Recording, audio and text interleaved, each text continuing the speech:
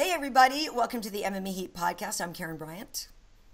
What's up, guys? I know you missed me. Alan Joban here. We're back. Not together, but kind of together, right? Yes. Well, folks, last week Alan was, he's got a fight coming up in just a couple weeks, so things are getting real serious for him. I understand that kind of has to take priority. But Alan, what's the latest? Because you were in a boot for a while for your foot, but now you are, for sure you're on that Mexico City card. It's done. It's confirmed. Contract is signed. Yeah, I was in a boot for 4 weeks. Trained the entire time. The boot is off. I'm doing backflip kicks at the gym now, Karen. The boot is a distant memory. I told you that I was gonna burn it. Yeah. And I really wanted to burn it, and then I got lazy and I didn't burn it. But I still have it in a corner, and I look at it every day, and I don't like the boot. But I'm good. I'm ready to go. Yeah, the boot's no fun. I saw that clip you put out at Black House of you doing. It wasn't a cartwheel kick. What would you call that? I don't know. I'm calling it a backflip kick or something. But one of the flyweights at our gym has been doing that in sparring, and I was just awestruck when I saw it. I was like bewildered how smoothly he does it. He's a smaller bodied guy. So I started trying it, and Kenny Johnson has this huge crash pad so we could try it, get reps in without banging up our body on the mat. Yeah. So I'm putting little secret weapons in my back pocket for that fight. Cool. Well, and it's funny because that time you and Tony Ferguson were training up at Unbreakable, you guys were doing kind of similar stuff to that. Yeah, exactly. I mean, and he's known. Tony's the guy that obviously doesn't train the normal way, as you say. No, I don't think there's much about Tony that's normal. Nothing. No, I find him so entertaining, but everybody knows that. All right, so today we want to talk about UFC Glasgow, which just went down, and then also the Mayweather-McGregor tour, because we didn't get to talk about that together last week. I know. There's been some fallout. There's been just some craziness from that. But first and foremost, Alan, while I was at work at Fox, and I'm watching Gunnar Nelson and all the stuff that we were talking about in the lead up and afterwards, and your name came up in there because we talked about just how good he is, obviously, and the quality of the people that he has taken out, and why we had these expectations that Gunnar was going to win the fight. No disrespect to Ponzinibbio. And then Ponzinibbio just went in there and lit him up like crazy. And I literally, the first thing I was just like, oh, it could have been you, Alan. It could have been you. I know. He did great. I mean, when people would ask me, obviously me being Gunnar's previous opponent, a lot of people ask me, what do you think is going to happen? Right. And I say, I would put my money on Gunnar because he's just a higher percentage guy. Right. He's more well-rounded than almost anybody in the division, and he's got dangerous striking. He's got a very high-level submissions and high-level grappling as far as taking the fight to the mat. Right. So I would put my money on Gunnar 9 times out of 10. Right.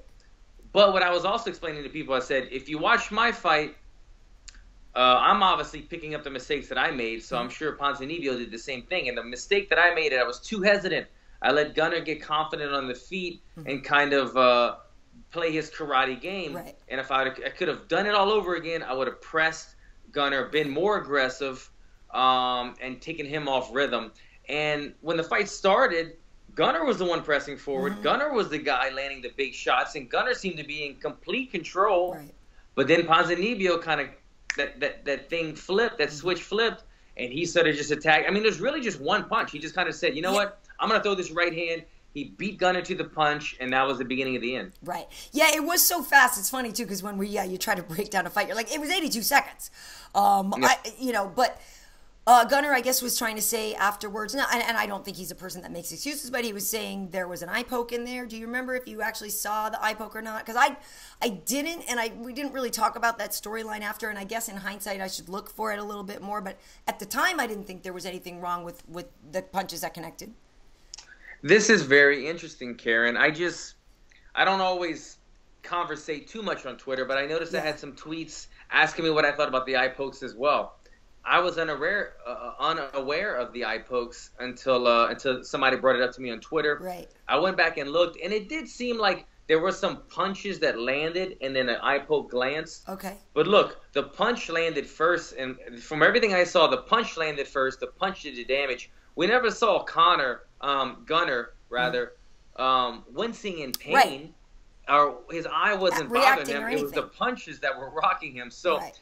Yeah, I did see some subtle eye poking possibly happening when you slowed it down, but when you watch it in full frame, the punches were doing damage. His eyes weren't a problem. Yeah, it didn't seem like it. They looked like really clean hits to me.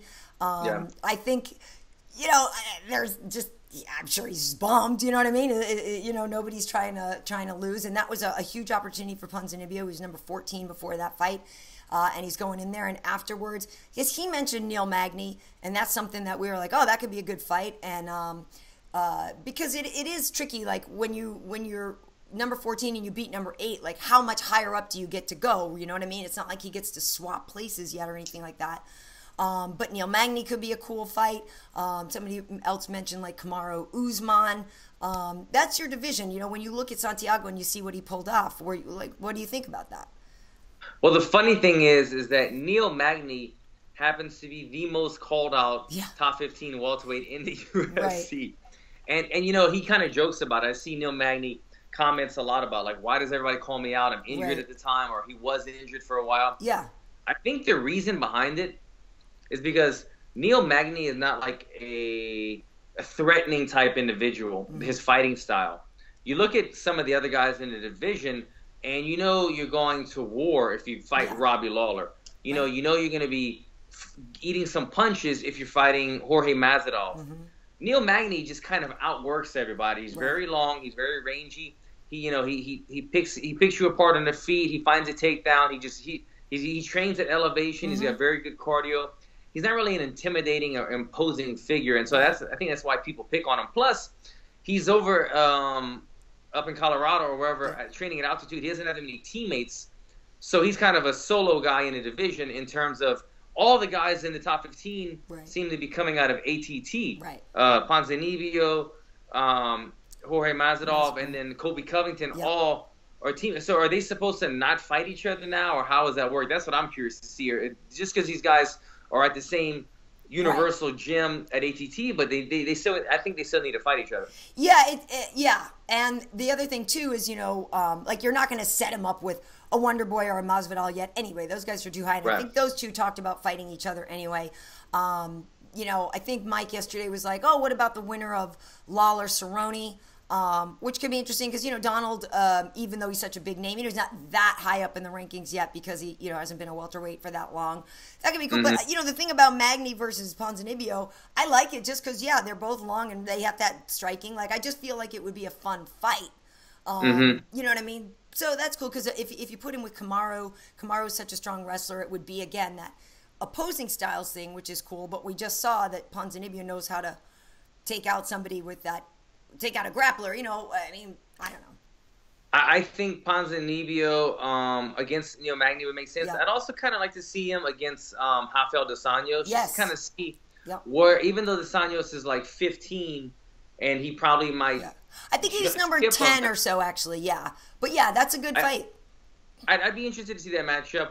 The welterweights in the division that I'm kind of curious to see fight. I would like to see Colby Covington, who's trying to like really mouth off and like make a name for himself. I like to see him go against Usman. I would like that. They're both like wrestler guys who are trying to jump the ranks. They're both wrestlers who are trying to show their striking.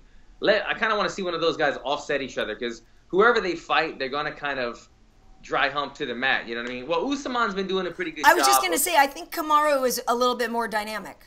Right, he's been showing a lot of punching, striking qualities. Colby, he does have dangerous striking, but he instinctually goes to the grappling a lot more. I'd kind of like to see those two guys battle and see kind of who comes out on top in that fight. Even though I got a little off subject, but I'm thinking about the division. It's cool, and it does, it is interesting now because Gunnar, while we're recording this, the new rankings haven't come out yet, but Gunnar will certainly drop then, so maybe he goes to 10, maybe Dos Anjos moves up, and right around that, so it should be interesting. But it's great for Ponzinibbio. He's got a really nice story. The guy who was poor and lived in a tent in Argentina and went to Brazil, and he's a feel good story. And he seems like a likable guy, so I'm happy for him. And it is cool to get some new blood in there, because that was one thing that I was asking Michelle Watterson. I was like, okay, Carlos Condit is still in there, and he's listed at number 6. But from what I've heard from other people, Carlos is kind of more done with fighting than into fighting.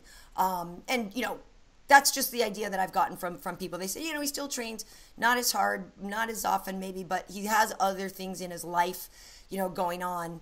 Okay. So they were, he hasn't made an official thing or whatever. And I said, yeah, I understand that, but it's also tough though, because he's still number 6. Do you know what I mean? And it's like, well, if you're in or you're in, you out, you out. Because if you're in, I want to match up some fights for you. You know what I mean? But if you're out, peace out. Thanks for the memories.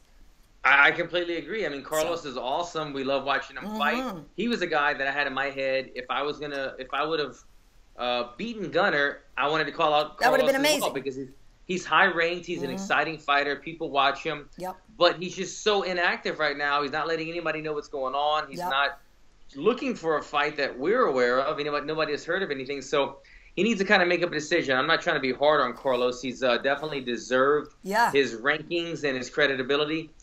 But, yeah, I mean, if you're sitting at number 6 and the division, like you said, is starting to fill up with new blood, you need to fight or make an announcement. Yeah, because that was last August that he fought, when he lost to Damian Maia. That was up in Vancouver. I was at that one, and he was about to have a baby. So I understand you want to take some time. But, yeah, now it's like, dude, it's almost a year now. So, and I wonder, are they calling him? Are they trying to book him fights? And he says no, or, you know what I mean? I definitely am curious about that. But I like Carlos a lot. He's a good dude. But I have to say the last thing is, part of my job, obviously is doing my preparation and watching fights and everything. And it was so stressful watching you and Gunnar fight again, because obviously I know what happens and everything, but I was just like, it's hard to watch.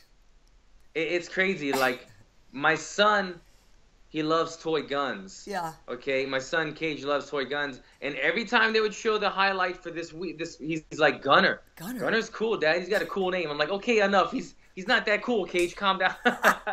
But I know. And the Cage is like, that's you, Daddy, that's you. I'm like, okay, yeah, that's me tapping to a choke, whatever, Cage. Go watch the Power Rangers or something.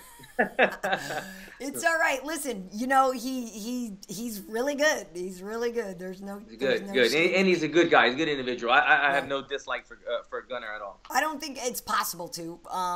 Yeah. But seriously, well, anyway, with that, they say you learn more from a loss than a victory. So you use that as a learning moment for yourself. Absolutely. And you know what? For me personally, I've never lost 2 fights in a row in my career. And every time I have lost a fight, I usually, if I can think of all of them, every time I've lost a fight, I've come back and knocked out my next opponent. So I'm looking to do big things in this next fight. It definitely has motivated me. Cool. Again, that's August 5th, you guys. And that one is on FS1. And I'll be working that one. I'm excited for that. Now, the co-main event. Now, I don't know what you thought of this one. This is Cynthia Calvillo and Joanne Calderwood. And Joanne missed weight. Really, ideally, her weight class is 125. It's hard for her to make 15. It's happened before. But, it is your job. You signed up. You're supposed to show up on weight. So, that bummed me out some. But even still, I kind of thought she would pull it off. I know Cynthia's awesome, and she's so on the rise. But I felt like with the spinning attacks, with the ability to use the distance, with the ability to use the teep and all that, I thought that Joanne was going to take that fight.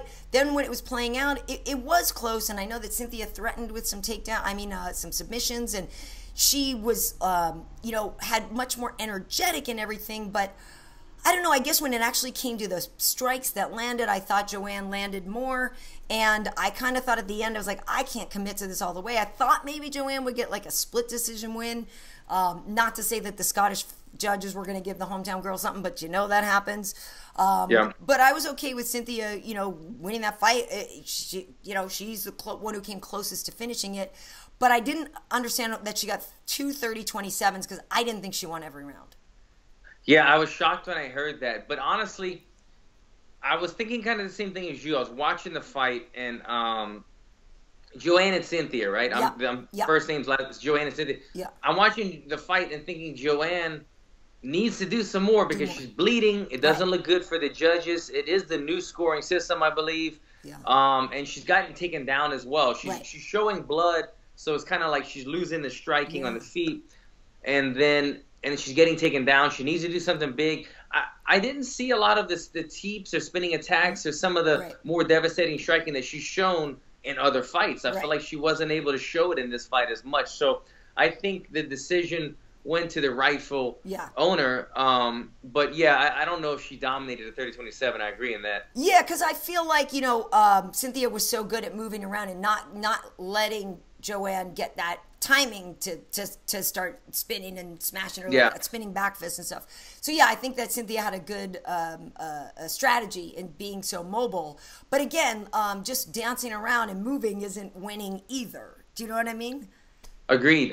I'm curious to see what's next for this girl, man. I mean, that was her third fight in the UFC. Yeah, and you know, she only became a pro like last year. It's like she said, I think it's 5 pro fights within a 1 year span. It may even be 6 now. And she, you know, debuted in the UFC. Then she got on 2 pay-per-views, I think, right away. She's definitely somebody who is a rising star, and she deserves it. She's very, very good.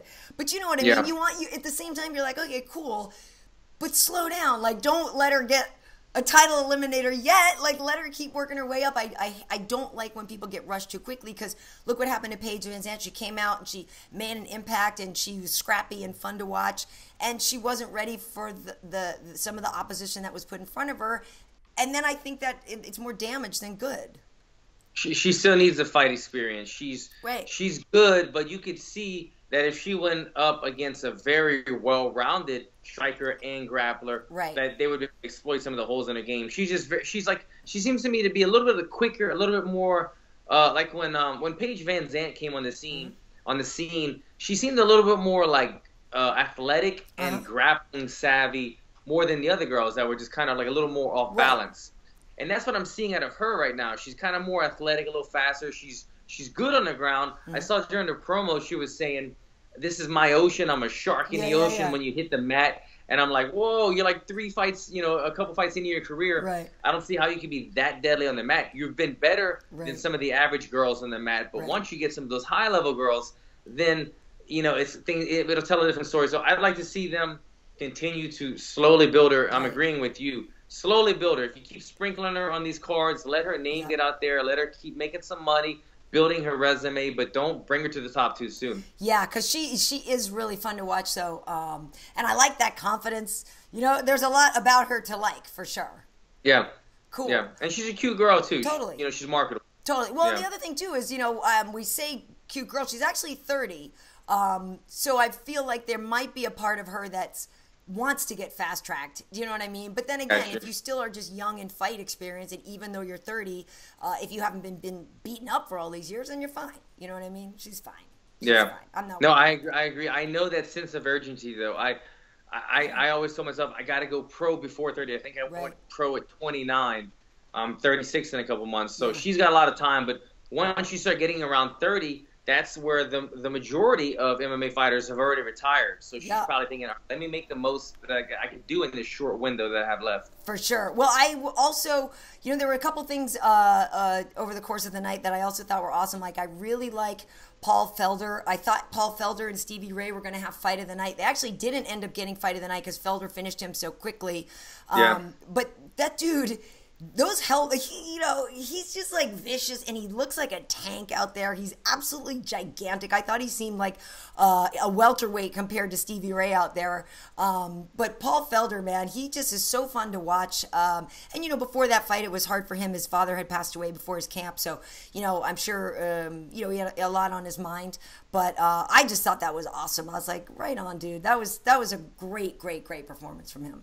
Man, it was a beautiful performance. I'm glad he got the bonus. Yeah. You said it. He lost his father during training camp. He also he came to LA and auditioned for to be the color commentator for the Contender show, which he got. He speaks very well. So during this training camp, I mean, he's got the loss of his father that he can't really fully mourn because he's in training. He's coming to LA, focusing on other job careers, commentary, and he still goes all the way to Scotland.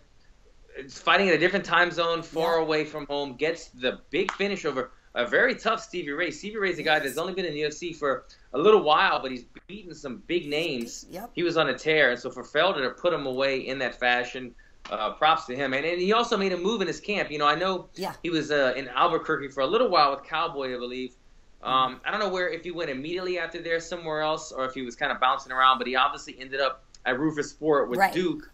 And Duke's been doing great stuff with him, and it showed that night in the Octagon. Yeah, for sure. He's from Philly, and so I think sometimes Cowboy used to come to him, and then he would also go up and train with, like, Barboza and Frankie Edgar and some of those guys. He would go up in Jersey and stuff like that. But yeah, Rufus Sport, just by what he explains, just seems like the right place for him, and he, just feels like it's all fire. Dude, it looks like it's totally working. Because, yeah, he's killing it. The other thing was Galore Bofando, the throw knockout. Yeah. I don't know if you saw that. Like, that was awesome. Like, welcome to the UFC. It's his debut fight. The guy comes in and just throws and gets the knockout, and then does I forget what flip they were calling it, from what, Super Saiyan or whatever, right? And then, like, sticks the landing. It's like the dude was flawless last night.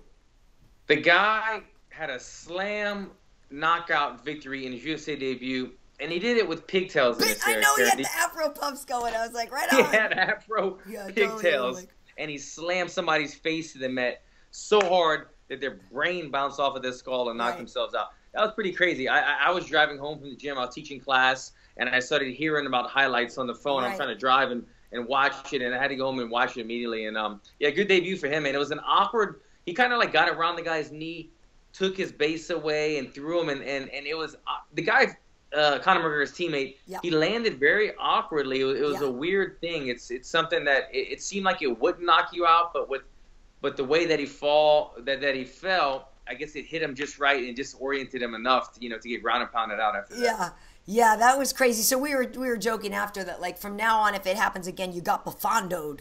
You know what I mean? Like, if you got thrown. I mean, it has happened before in the UFC, obviously, but just not for a while.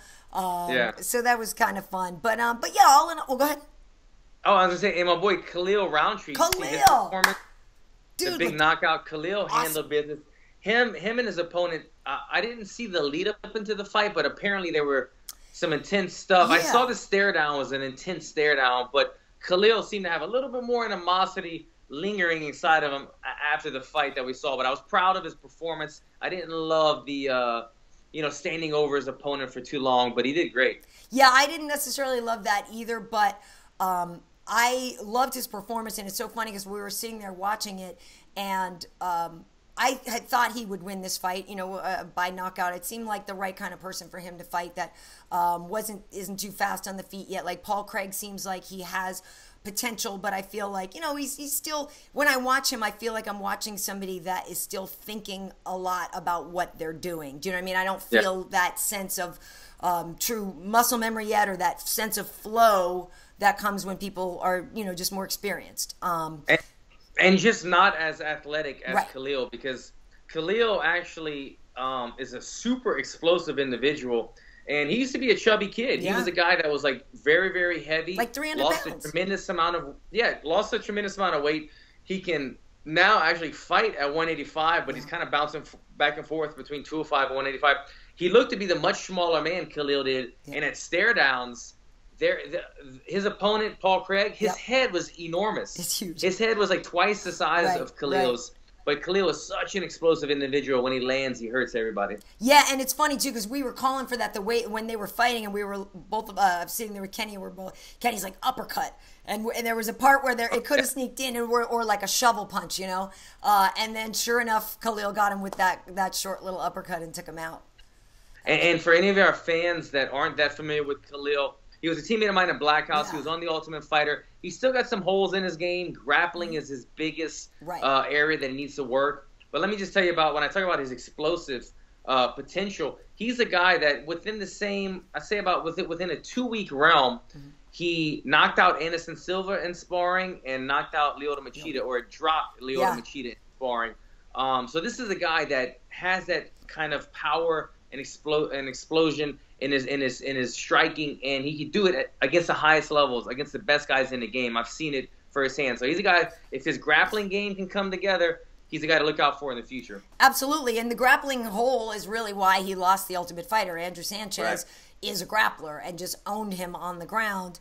But yeah, to your point too about Anderson and Lyoto, I first met Khalil, I think, with Anderson, and I think that's why he was wearing the yellow shorts. You know what I mean? Because people were like, "Why is he in the Anderson shorts?" So I agree with you. I saw. Yeah, I heard you say that on the air, and I agreed with you. I don't know if they give us that option, though. Usually, if you're from America, you only have the option of, like, blue, white, or black. Right. But maybe Anderson wrote the UFC a note, said, let my boy Khalil sport the yellow. But I agreed the same thing. That's probably why. Yeah, it's cool. Because then I was thinking maybe out at the summit they told you guys now you can just wear whatever color you want. I didn't know.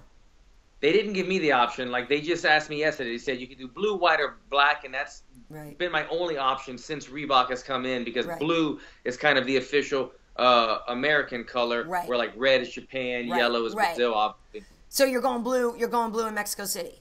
I'm going blue, baby. Nice, nice. Well, yeah, I thought it was a fun card, and it was one of those things where a lot of time people look at these cards, well, I don't freaking know who so-and-so is, and then like they end up just wailing and having like these great fights. So those sleeper cards I think are always really fun. Oh, the other one that we were excited about was Justin Willis, Big Pretty, the heavyweight who started out the fight card. Yeah, he's from American, he's from AKA, and like obviously if you're going to be a big dude, you can probably not go anywhere better than AKA in a way, unless you're going to train with Stipe directly or something.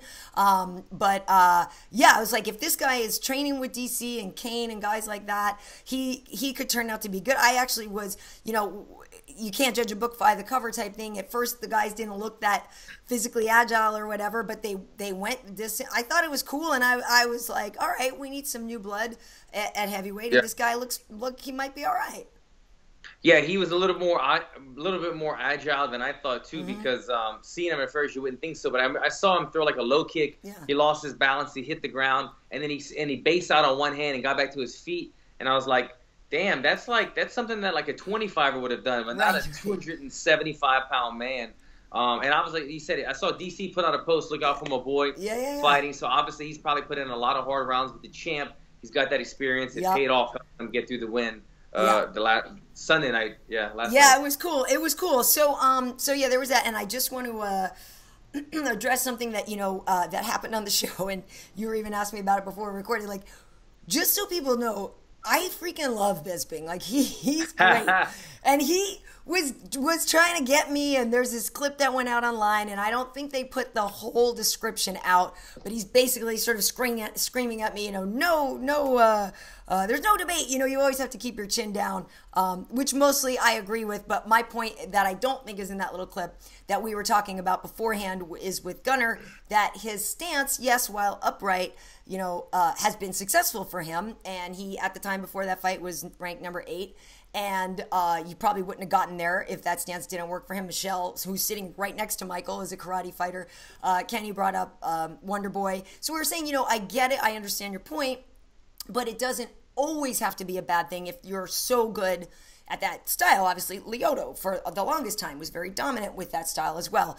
But so that's what people are missing before that clip if they want to understand it. And then other people were saying to me, like, well, you should have told him, he didn't tuck his chin when Hendo got him, or, they're like, yeah, you could have made fun of him. Or somebody said, like, well, you could have asked him, like, which eye did he see that with? Just for the record, I would never pick on the eye. That's like way off limits. Like never. But also, I wouldn't really bust on Mike for that too, because he's right. I'm not a fighter, but I put this out on Twitter too. I was like, not every political pundit is a politician. Not every film critic is also a director. A food critic doesn't have to be a chef. You don't have to be the thing to cover the thing, right? So that's my point on that. But also, I'm not a fighter. So I'm going to make fun of Mike, who is brave enough to be a freaking professional fighter, risk it all, go in there and stand around with Dan Henderson, and it ended up not going his way. I'm going to make fun of that? Like, I don't think that's something for me to make fun of. And I don't even think it was that big of a deal, too. Like, I feel like sometimes when the lights are on, and you do this for a living for a long time, but as for us fighters, sometimes, like, the lights get on us, and we just say shit sometimes, you know what I mean? Sometimes you don't really mean it, or you're just trying to get good reactions. It makes fun TV. I don't think, like you said, you and Michael have a good awesome. A good relationship. I think, to be honest, guys, if you our viewers that are watching, Michael's just a madman, okay? He's a madman. He says whatever the hell he wants sometimes, when the inner Michael should have just said, you shouldn't have said that, or don't tweet it. But Michael Bisping doesn't think like that. He just says shit right away, right off the cuff. And what I think is really going on is I think Michael Bisping just needs to fight. Okay, he's been inactive for a little bit. I agree. He's got Yoel Romero stomping on the British flag. I know. Everybody wants to fight Michael. He's got a lot of stuff going on. I think he's just got like some things going on in his head. He needs to get in the octagon and do what got him here, and that's just beat people up. Yeah, I agree with that. And he's been training, but his knee is still not great. And, we saw when we're doing UFC now, one knee is definitely swollen and more so than the other, but he is training. And he does. He is anxious. He wants to fight. He's got a lot of pent-up energy. I would agree. Yeah. Also on that show, I got there at 5:30 yesterday. I think he rolled in at 6 a.m. or 6:30. We were there a long day. Before we go on the air, we're pounding monsters and double espressos. And so, part of it, too, is like you said, you just start to get a little bit mental and a little punchy because we've been there a long time. But, yeah, people shouldn't worry. We will be working together at UFC 214. I don't know if he's working your fight, but, we're going to do Tough Talk again together. I think he's great. I mean, I'm not going to say it wasn't kind of an a-hole thing to say, but, again, that's Mike. Yeah. That's Mike. No, it definitely was, but I feel like we did the UFC Now show the other day. Yeah. Karen Bryant's looking at the prompter, reading her thing. Michael Bisping's mic'd up. He's yawning. Oh, I know. Doesn't even care. We're both like, Mike, we're live right now, right? Yeah, you good, Mike? Yeah. He's out his box right now. I think, like I said, when I don't fight for a while, I get weird. I need to be focused. I need to have those goals. I need to fight. I think that's what Michael needs. He needs to get in there and mix it up again. I agree. I agree with you. And the other thing I wanted to talk to you about today, Alan, it happened last week, the Maymac World Tour, and I was in the studio every day for all of them, and we had to fill time and do this. We're actually, Kenny and I also shot some things. We're putting out a best of that whole tour, so you guys should look for that on FS1, a best of the Maymac Tour. But overall, I really enjoyed it. I know there were, the New York stop was not great, and there were some quote-unquote jokes or things that fell flat. And, by the end, this thing is repetitive. But I, all in all, totally enjoyed it. I think Toronto was the best day out of everything, but I thought it was really fun, and I thought it was kind of a cool thing to be watching history as it happens. I mean, this fight's going to be so historic that I just sort of took it all in as, the spectacle, the whole big thing, more than try to nitpick on certain little things that happened every day. That's how I felt, too. Yeah. And let me say, I thought you were going to Robegate at first. Robegate! I thought that's what you were referring to. If you didn't see that, guys, yeah. That was hilarious. Karen was in a robe. They cut to her. Who's producing, but I feel like, is it Fox or is it Showtime? Well, what usually when I'm in the studio and if we're on a satellite feed, they say, hey, be ready because the satellite might go down because a lot of times it's a fight in a foreign country. Well, this is just happening at Staples. So when I put my robe on because it's freezing, nobody said, hey, KB, be ready, because I think most people thought it's only coming from Staples. There probably won't be a problem. But yeah, Fox had nothing to do with the production. I think most of everything is handled by Showtime. I think the only thing we had is maybe like a cameraman for the backstage things or when you saw the scrums with the guys. But that's a Showtime production. It wasn't ours. But yeah, cut back. Somehow the camera comes out of the studio. Kenny and I are like, okay then. And I didn't know how long we were going to be on, but I just sort of took it out slowly and closed my laptop. But I wasn't going to be like, oh my God, and freak out. But people are saying all this stuff. I'm like, okay, just so you know, it's not my fault, by the way. But it was funny. I thought it was hilarious, actually. No, it was funny. A lot of people saw it. A lot of people got a kick out of it. My aunts, a couple aunts, they were emailing me. They were like, Karen Bryant's famous now. And the other one's like, she was already famous. Oh, no. And then the other one's like, well, she has really good skin. And I'm like, what are you guys talking about? And that's kind of how I found out about it. I didn't even know what had happened. Yeah. I had to go back and look and see. But yes, so I took some pictures after, in a robe that I was like, hey, my new line coming out soon. And I was joking that the lining, FU, exactly, that the lining was going to say that inside. All in good fun. The entire Mayweather-McGregor thing, I felt the same thing. I felt like it was a part of history. I wanted to experience it. I wanted to be in the now. I wanted to see how this was going to play out. I was addicted to it like a soap opera the first 2 days. Right. By the third day in New York, it left a bad taste in my mouth. I didn't like how low they were going with the blows, how disrespectful they were going. Just to throwing money, you my hoe, you my hoe, you my bitch. I'm just like, this is the world that we live in now that showing that you don't care about money is cool. You know, I got so much money, I'll throw it, and if I throw money at you, that means you're my hoe. That means you're beneath me. I got more money. And I'm not just like picking on Mayweather. I'm both of them. I didn't like the disrespect. Obviously, there was some slurs, some homophobic, calling people faggots and this and that. Cool. That I didn't appreciate that. So it just got to a point to me where I was like, okay, it's like now they're doing these things back to back to back. Right. There should have probably only been 2 of them, maybe a little more spread out. Right. But now that there's 4 of them and they're back to back to back, as soon as they get done with it, they're getting on the plane and they're saying, what's the dirtiest thing I could do to disrespect this person? And by the end of the 3rd one, I was like a little bit over it. I was like, all right, now it's just, it really is the circus. The disrespect levels are too much. And I didn't like how the format, I didn't like the 2 directors' chairs with nothing in between. You need some type of obstruction. Yeah. Like we do in the UFC, where there's a table, Dana White's and a podium in the middle. It creates it just creates a barrier that you're kind of not supposed to cross, you know? Right. You never see guys in the UFC like circling the stage. They kind of stay where they're supposed to be. But when you have nothing in between 2 guys and it's like a roast, and you're supposed to roast each other, now they're starting to get a little bit more touchy. Yeah. Now the goons, Mayweather's goons, the white guys with the ponytails, they're like thinking, what can I do to get a $5,000 bonus? Because I want to – oh, wait, hold on. There we go. What can I do to, start something and become famous? And I'm just like, this is out of control. I was really happy to sum it all up. Yeah.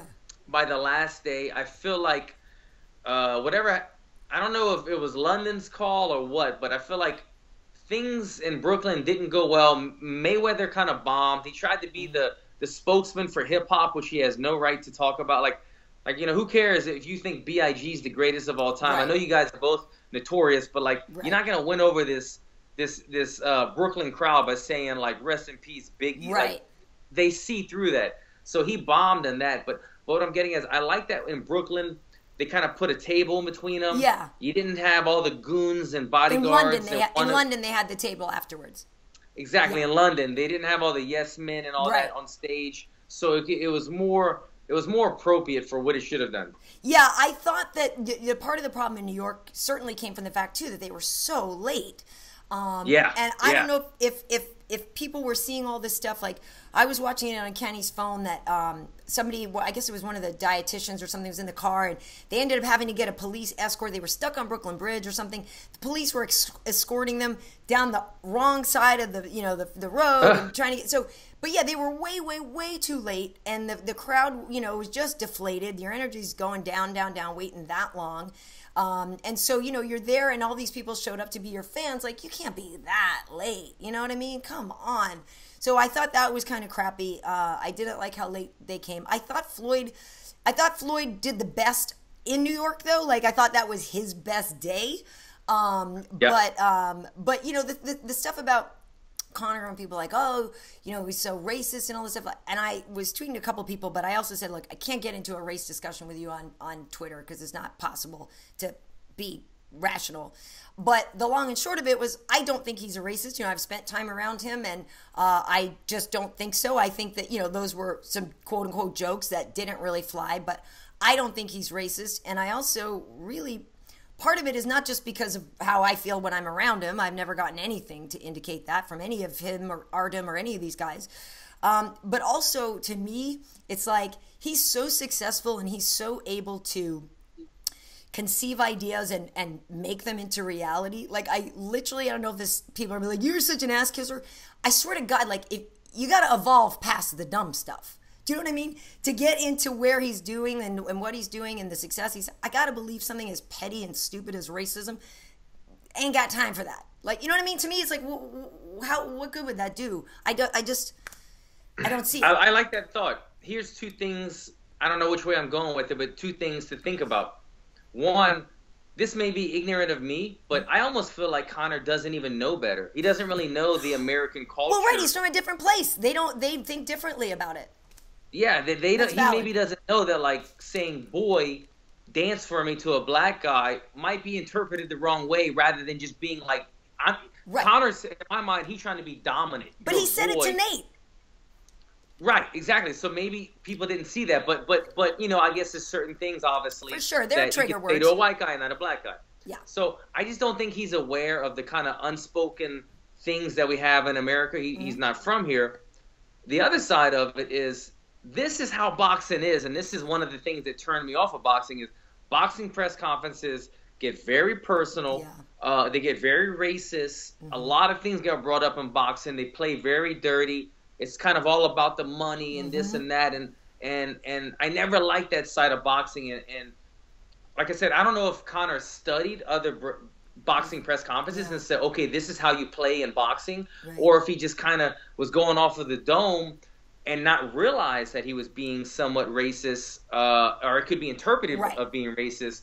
But that's how boxing ones are, and I don't enjoy watching them. Yeah, I feel like a lot of that comes from cultural awareness, and that he doesn't think of it. And other people were saying that in Ireland, we do the same thing. And people are saying Irish have been slaves. People were trying to chiming in on all this stuff. So yeah, I think that does have a lot to do with it. But there are certain words that are going to be trigger words for people, no matter what. Some people were trying to give me a hard time because I wasn't mad, like trying to get mad at me because I didn't think he was racist. And I'm like, come on. And then some guy was like saying this, oh, we knew Karen was this. I was like, there's not one, I said it, there's not one groupthink. How come black people are not allowed to have independent thoughts of their own? How come black people have to think as one group that has to be offended by every single thing, every single time it's said? I just don't sign on for that. I just don't. And it's ridiculous to me. Everybody's entitled to their own opinion, and everybody could have seen the incident happen differently, but you didn't take offense to it, and so what's the problem? I didn't take offense to it. Maybe it's because I'm a white guy, but in my head I'm thinking, I don't think Conor is aware that this could be misconstrued, and other people were probably saying, oh, that's some bullshit, he knows what he's doing. So I don't think Conor genuinely did it in that way, in a racist way. But again, to touch on it, boxing is notorious for saying there's no rules. We're going to talk about race, sex, things that happened in your past. If you were molested, it doesn't matter. Nothing is off limits. And that's what I don't like. I don't like that part of it. There needs to be some kind of line where we're like, we're going to promote the fight, but in the contract, these are certain things we don't talk about, and there was no line drawn. Yeah, it's funny too, because you mentioned the thing about the calling everybody bitch and hoe and this and that actually bothers me more than the joke about being half black from the waist down and stuff like that, and what he had for the black ladies. Like, I was like, whatever. But I'm sick of the P word, and you and I have talked about this before. Yeah. The freaking P word drives me up the wall. So to me, that actually offended me more, in a way of like, oh, so bitch and P word and ho, like you equivocate weakness with that. Those are women words. Like, that actually bothers me more. Yeah, that was exactly it. Like, here's money. I don't give a shit about money.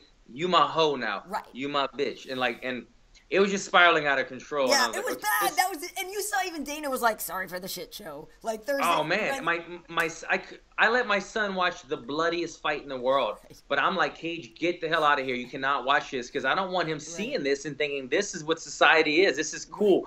I don't want him seeing that kind of stuff at all. Man, I had a thought in my mind I wanted to say. I lost my train of thought about it. But it's tough because it gets accepted, and I know that's one thing also people have a problem with, is like, okay, well, it's accepted, and it shouldn't be accepted. I don't really get into race stuff too much because, like, it's something that some of us deal with all our lives, and we also know it won't get fixed in a day. And so I understand why people get upset about some things, but some of us have dealt with some things for a long time and found real things to get more angry about. And for me, until Conor, drops the N-word, you know what I mean? Like, based on my dealings with him, I personally don't think he's racist, but that's just me. Yeah. You know what's funny about Conor? To add to my point, that I think he was just not aware of maybe American culture. Like, when he was doing the I'm black from the waist down joke, I felt like he thought that was going to be funnier. Like, he thought that was a new joke. Right. He was like, I am half black. He's like setting it up. He's like, this is going to be a good one. From the belly button. And then everyone was like, huh? That's like, Yeah, Not that's new. 1990. I know, totally. What did you watch? The Fresh Prince of Bel-Air or something like that? That's so old, bro. Like, he thought that was gonna like kill, and it bombed. And I was like, dude, that's old. Like, it's funny, man. Yeah. It was funny to me. Thursday was not his day. But the rest of the time, I thought he did really well, and I do hope that people don't judge all of you guys, all of MMA. Do you know what I mean by what happened this week? Because he's a unique case. You know what I mean? I don't want you guys all to get lumped in like racist a-holes or whatever.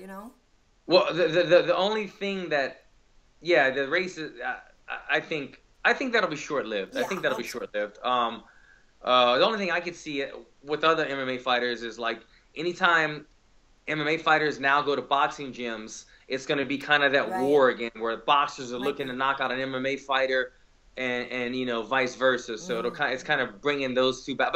But to me, that's the most entertaining thing about this. Yeah. MMA versus boxing. That's what makes it intriguing. The whole black, white, race, money, hoes, this stuff.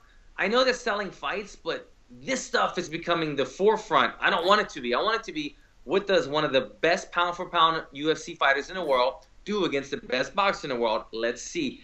All the other stuff is starting to overshadow it. Absolutely. So, and that's the whole thing about it. At the end of the day, they made you care, right? You know what I mean? Now, even if you're tuning in to watch that white boy get his ass kicked, or you know what I mean, or whatever, like now, so even with that kind of scandal or whatever controversy, like, job done. They achieved what they meant to do with that tour anyway.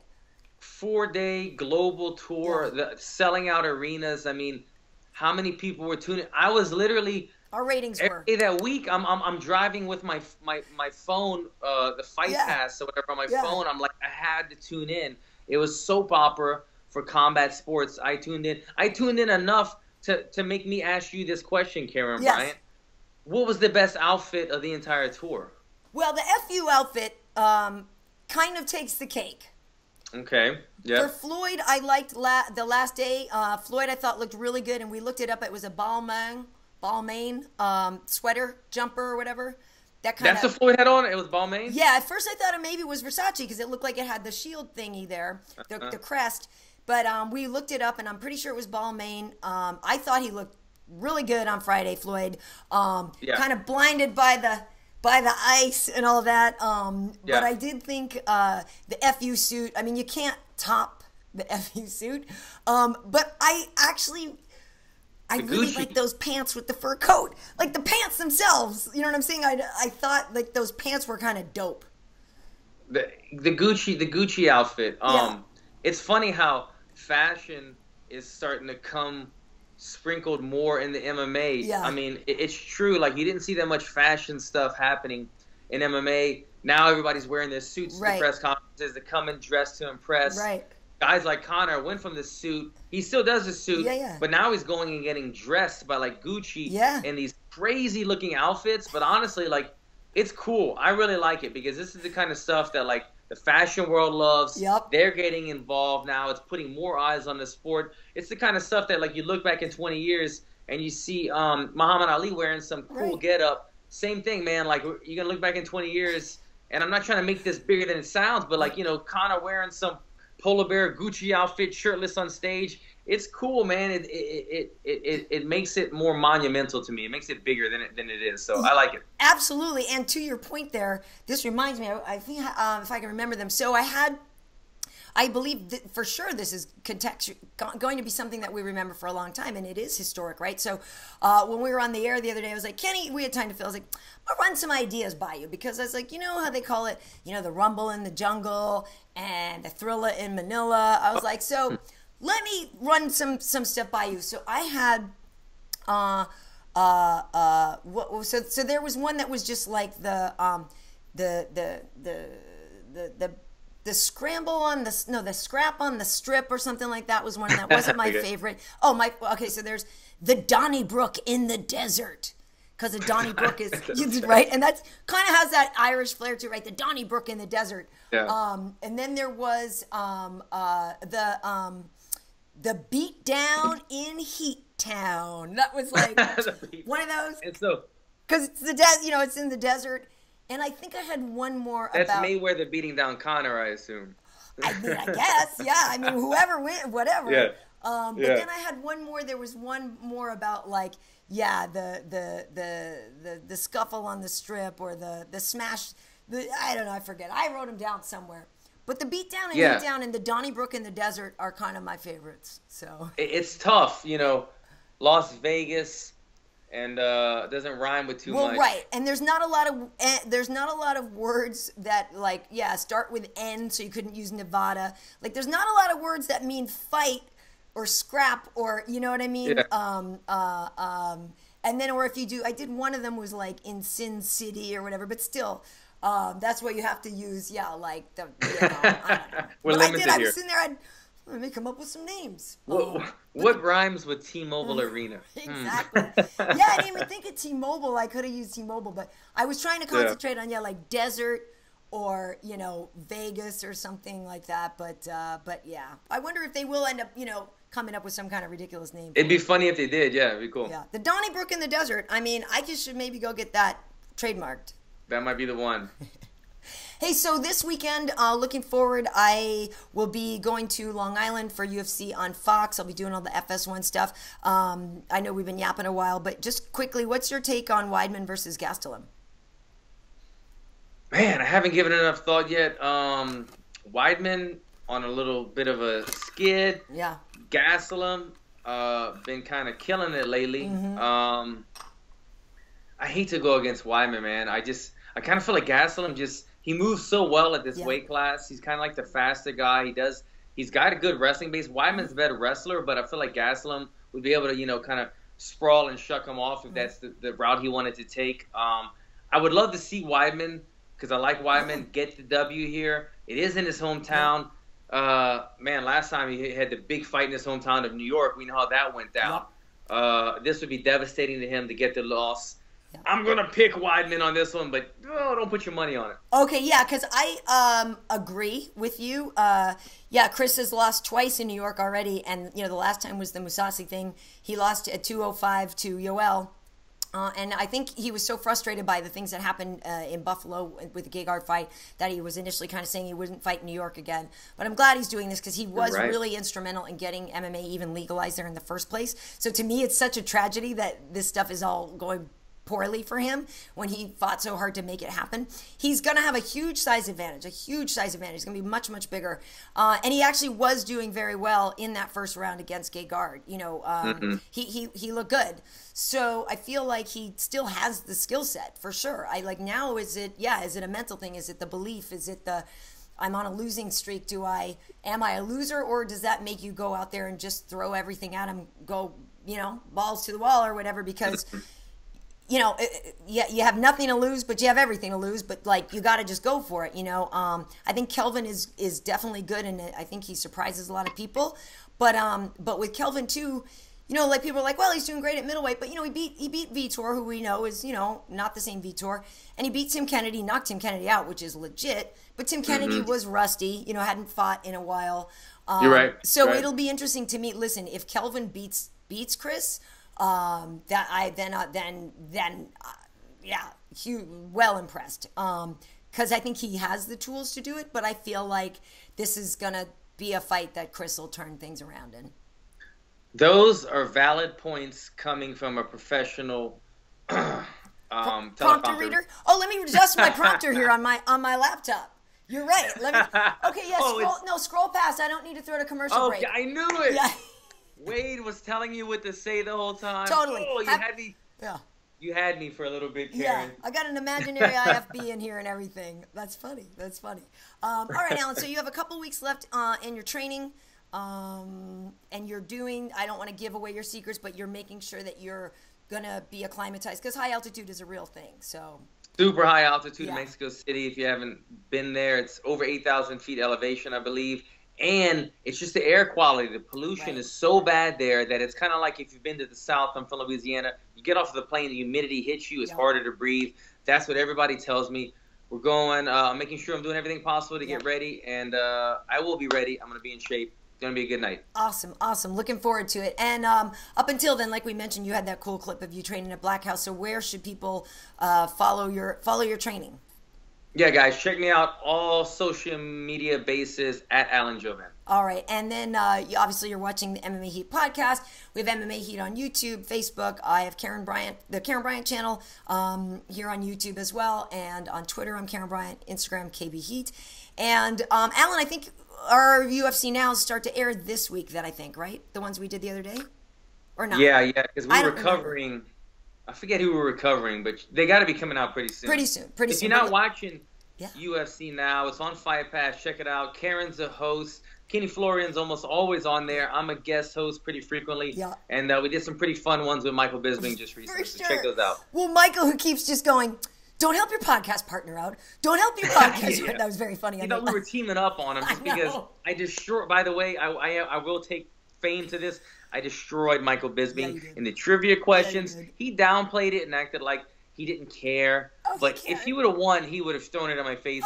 I destroyed Michael Bisping. It was a clean sweep every time. Of course you did. You know he would have gone off. Yeah. I love it. I love it. Awesome, awesome. All right, well, stay healthy. Keep those hands up and everything, and keep the chin down, right? My chin up. Yeah, chin up, chin up, hands Is down. it this? Or this? That's that. One of them. That's that. All right, thanks for watching, everybody. Yeah, take care, guys.